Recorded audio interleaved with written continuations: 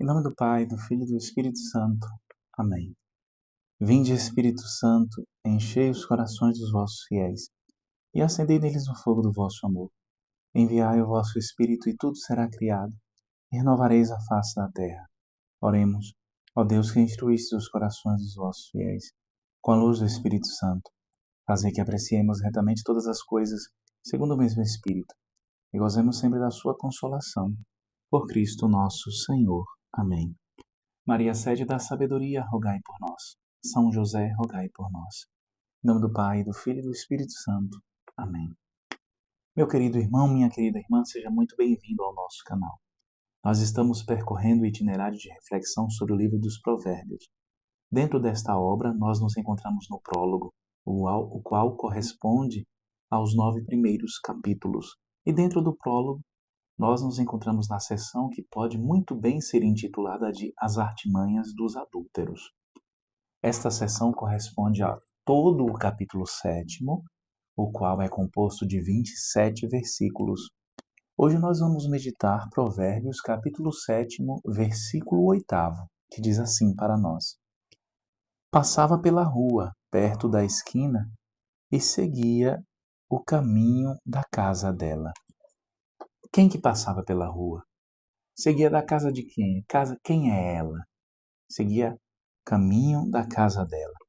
Quem passava pela rua era o rapaz sem coração, o rapaz tolo, insensato, ao qual o versículo anterior, o versículo 7, se referia. Este jovem, o jovem tolo, o jovem louco, o jovem que é dado às suas paixões, e passava pela rua, perto da esquina, e seguia o caminho da casa dela. Quem é ela? A mulher estrangeira, a mulher adúltera, a mulher que comete adultério. O jovem tolo segue o caminho para a casa da mulher adúltera. Prestem atenção à riqueza de detalhes com as quais este versículo é descrito pelo autor sagrado. O sábio está advertindo, e nesta advertência ele faz parte da mesma, ele detalhar com riqueza, trazer com riqueza de detalhes a descrição do método utilizado pela adúltera, pelos adúlteros. Prestem atenção aqui. A imagem do jovem caminhando em direção ao perigo. Esta imagem, ela é reforçada aqui quando o hebraico traz o detalhe da esquina, a piná no hebraico. E a piná é símbolo exatamente do encontro de caminhos, é o ponto de decisão. O jovem chega até a esquina. Qual caminho que ele vai tomar? Ele vai seguir o caminho da perdição, ou seja, ele vai seguir em direção até a casa da adúltera, ou da esquina ele vai tomar um outro caminho, que não o caminho da perdição. Então, observemos, a esquina é o lugar da decisão. A esquina é o lugar. Eu vou persistir, mesmo que eu tenha tomado uma decisão. A decisão já tenha tomado anteriormente esta decisão. Uma decisão má, uma decisão ruim. Eu vou prosseguir, eu vou continuar, ou eu vou observar, analisar bem, perceber que a minha decisão foi má, a minha decisão foi ruim e voltar atrás, tomar um outro rumo. É interessante nós notarmos que quem está observando é o sábio está observando. E quando ele vai descrevendo com essa riqueza de detalhes, ele passava pela rua, perto da esquina, e seguia o caminho da casa dela. É como se ele estivesse torcendo, ele está na torcida. Ele está na torcida para que o jovem não tomasse esse rumo final, esse destino final, e tomasse um outro rumo, Ele está acompanhando, observando com detalhes os passos daquele jovem louco, daquele jovem estúpido. E no final das contas, ele está torcendo para que haja nele, pelo menos, algum reflexo, um momento de sensatez, para que ele não possa vir a cair.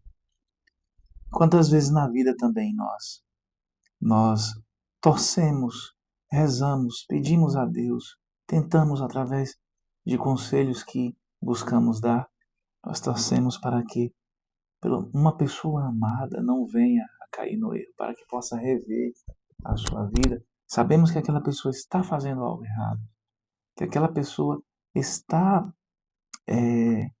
buscando a sua própria perdição, a sua condenação, e nós estamos torcendo, estamos buscando com todas as forças colaborar para que essa pessoa tome um rumo correto, um rumo certo.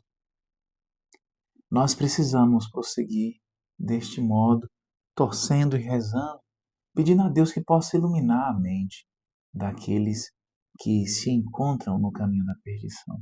Nunca desistirmos. Apesar de que só é iluminado aquele que quer ser iluminado, aquele que abre a sua mente, que abre o seu coração à luz do Espírito Santo de Deus. Então, continuemos pedindo que o Espírito Santo de Deus possa trazer a inspiração para que essa pessoa possa se abrir a Ele, à graça divina, ao Espírito Santo de Deus. Mas você que me ouve, eu falo diretamente para você. Qual é o caminho que você tem tomado nas esquinas da sua vida? Você está prosseguindo está persistindo com o erro ou está retomando um novo caminho, um caminho rumo a Deus, um caminho rumo ao céu? Analise as suas decisões, analise o que você tem decidido e as ações que você tem realizado na sua vida. Os antigos sábios de Israel viam a esquina como lugar do oculto, onde o mal se apresenta disfarçado. Você tem sido como aquele jovem ou como o sábio? O jovem tolo, ele não consegue discernir o mal. O mal sempre se apresenta de forma oculta, tanto para o tolo como para o sábio. Mas o sábio, ele consegue discernir o mal, porque ainda que o mal se oculte, o sábio vê com a visão de Deus, vê com o olhar de Deus. Se você quiser, Deus está disposto a conceder a sabedoria, dar sabedoria para você. Conceder sabedoria ao seu coração, à sua alma.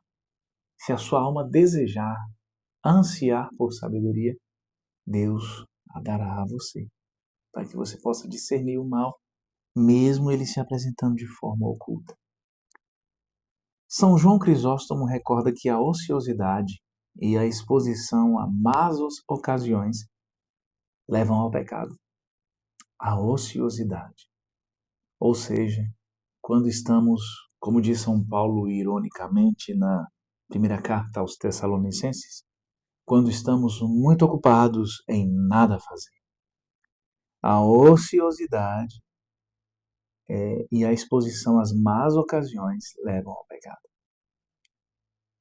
Nós vivemos numa época em que essas duas situações se apresentam constantemente a nós, tanto a ociosidade, como a exposição às más ocasiões. Nós vivemos numa época em que estamos muito ocupados nas distrações. As distrações pelo celular, através das redes sociais, muito ocupados em perder tempo, vendo milhares e milhares de vídeos, satisfazendo os nossos prazeres, satisfazendo os prazeres do olho, os prazeres do ouvido, muito ocupados em nada fazer, muito ocupados em nos distrairmos com aquilo que não nos engrandece, com aquilo que não nos faz crescer como pessoas. Muito ociosos, com preguiça, inclusive, de nos formarmos, de ler aquilo que vai nos levar a um crescimento espiritual, psíquico, moral, muito ocupados em não dedicar tempo, e inclusive reclamamos de falta de tempo, para buscarmos conhecer a Deus, conhecer sua igreja. Irmãos e irmãs, cuidemos para que essas ocasiões que chamam pecados, como por exemplo a ociosidade e a exposição às más ocasiões, como aponta São João Crisóstomo, não sirvam para nós como arapuca para cairmos no pecado. Peçamos a Deus a graça de nos ocuparmos, não nos preocuparmos, mas nos ocuparmos daquilo que vai fazer bem a nossa alma, o nosso espírito, aquilo que vai elevar o nosso espírito, ou seja, nos ocuparmos da nossa amizade com Deus e de servir a Deus e aos irmãos, nos ocuparmos da nossa formação moral, intelectual, psíquica e espiritual, e deste modo não darmos ocasião para o pecado, não darmos ocasião para o mal. Que o Senhor possa nos conceder esta graça, para que deste modo nós possamos ser fiéis a Ele e ser fiéis também ao nosso propósito de felicidade, porque a verdadeira felicidade é estar com Deus. E para isso nós precisamos muito buscar realizar a vontade divina. O Senhor nos ajude e nos conceda o seu Espírito, para que deste modo cheguemos à meta que é sempre Cristo, que é sempre o conhecimento de Cristo, que é sempre a amizade com Ele. Louvado seja nosso Senhor Jesus Cristo, para sempre seja louvado. Fique na paz do Senhor.